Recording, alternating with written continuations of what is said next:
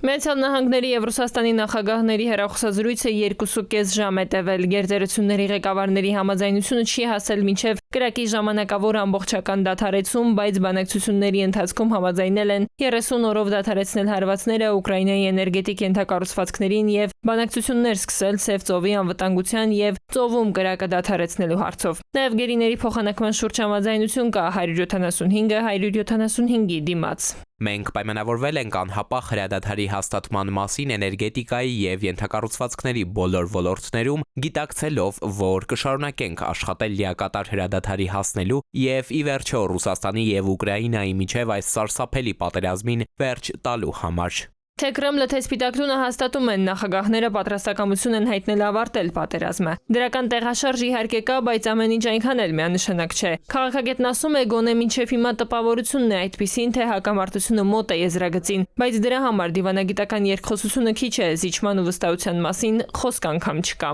Էլի կարող է հաջողության հասնել, պայմանավորվածության կան, բայց որ պատերազմը կանգնեցնելու համար նախադրյալներ չեն տեսնում, որովհետև Ուկրաինան եւ Ռուսաստանը չեն նստում միմյանց, երկուսն մտածում են, որ նույնիսկ այդ 30-օրյա դադարը կարող է օգտագործվի վերազինվելու ժամանակ շահելու համար։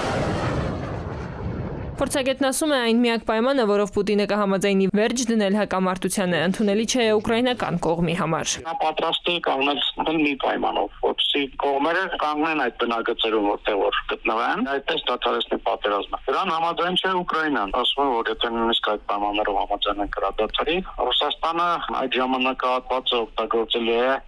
նորից վերազինվելու համար եւ որևէ երաշխիք չկա, որ մի քանի տարի հետո նոր արձակում չի գործելու։ Թրամփ-Պուտին այս շփումը չէ, որ կարող է իսկապես վերջ դնել ռուս-ուկրաինական հակամարտությանը, պետք է կողմերի գրպանին խփել։ Նավթի համաշխարհային գների վրա Թրամփի ազդեցության արդյունքում, ըստ քաղաքագետի, հնարավոր կլինի Ռուսաստանին զրկել նավթագազային փողերից եւ այդպիսով միայն կանգնեցնել հակամարտությունը։ Հիմա չնայած դիվանագիտական քաղցրախոսությանը, կրակի դադարի մասին վաղ է պնդումներ անել։ Տիգրան Գուրգինյան, ժամը լրատվական։